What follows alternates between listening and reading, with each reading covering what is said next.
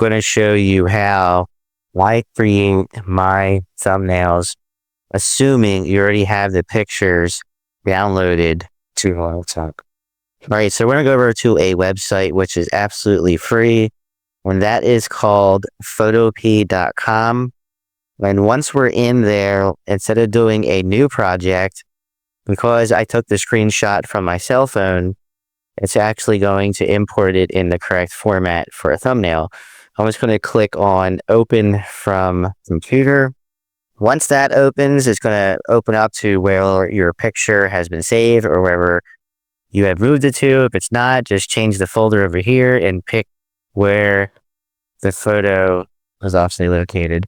So here it is. Here's the blank thumbnail that I'm going to create. So here is me in a great background. And by the way, this thumbnail is driving clicks. So to add a text, it's so simple. All you have to do is go over to this T and add text. And then once we add the text, you click on it. And then I'm going to increase the size to 165. And I'm going to leave it. I like using this font right here, Della Gothic 1. I really like using this font. So I am going to go over, I'm going to double click it. And once I double click, I'm going to type copy me. And then once I do that, I'm going to go ahead and click and drag it until I see the red mark for center. So right now it is centered. I might just move it up just a little bit. I like it right there. It's kind of aligned here with this white line. So to make this even look even better, we're not done yet. I'm going to go over to the text and I'm just going to right click and I'm going to go over to blending options and I'm going to click that. I'm going to go over and I'm going to click on stroke, and I kind of like where it's at right now. If you go over to here, you can actually see the black outline. I like just leaving it default. I'm going to go over and I'm also going to click drop shadow. And if I'm happy with that, I like the way it looks, I'm just going to hit OK. Now, I am still not done with this. To make this even look better, we are going to duplicate this. And to do that, you just want to make sure you are on copy me right here. You make sure that's selected and you do Control C and then hit Control V. And what that's going to do is it's actually going to copy it. Look how nice this thumbnail looks right now. We can actually zoom out and you can see what it looks like, kind of what it's going to look like when it's an actual thumbnail. To go back, you just click on fit an area. This is actually it blown up. I like to kind of do maybe 1 or 2 words. Sometimes when I'm doing thumbnails, I might add more text. I might add more images and stuff like that.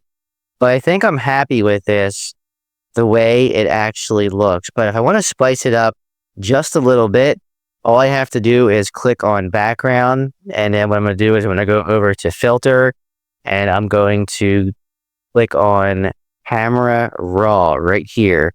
And this is kind of where you can mess with the exposure and the contrast.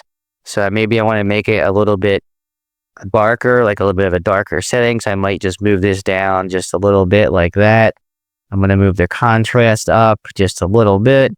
I'm going to bump up the highlights just a little bit. Might bring the shadows down just a little bit to give it that dark vibe. For whites, you can kind of just play with that a little bit to your liking. I'm kind of leave it right there. For the blacks, you can kind of just mess with it just a little bit. I kind of like it right there at number 2. I'm not going to go too crazy with that. The temperature, I might maybe move a little bit, but you can actually always move these back. I don't like that. It makes me look a little bit bleached. So I'm just going to kind of leave it maybe, I think I like it about, let's just go down. This will leave it about a 9. That seems to be good. Vibrance, I kind of like to move the vibrance up just a little bit. The vibrance, just move that up. Saturation, I'm going to leave alone because it's already dark. Now, one thing I like to mess with here is the clarity. Look at this. This kind of gives it a more realistic feel. If you don't believe me, if you go backwards, you can see how it's fading out. So the clarity I like to usually keep around between 40 and 45. I think I'll keep it like 43.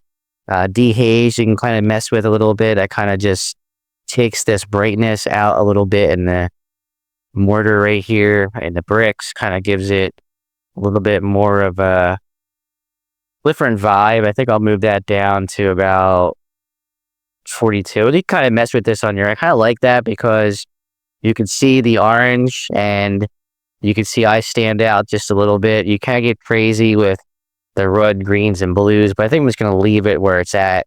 And I'm kind of happy with this thumbnail. I kind of like the way this thumbnail looks. And actually, this is going to be the thumbnail for this video.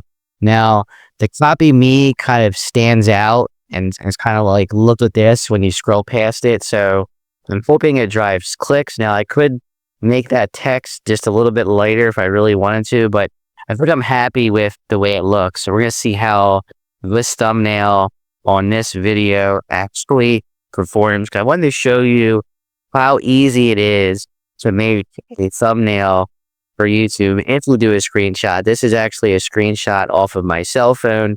If you want to see a video, I could actually make a video and show you how I got the thumbnail from my phone over to my computer, to my laptop. If you want to see that video, just let me know in the comments. I'll be more than happy to make that video.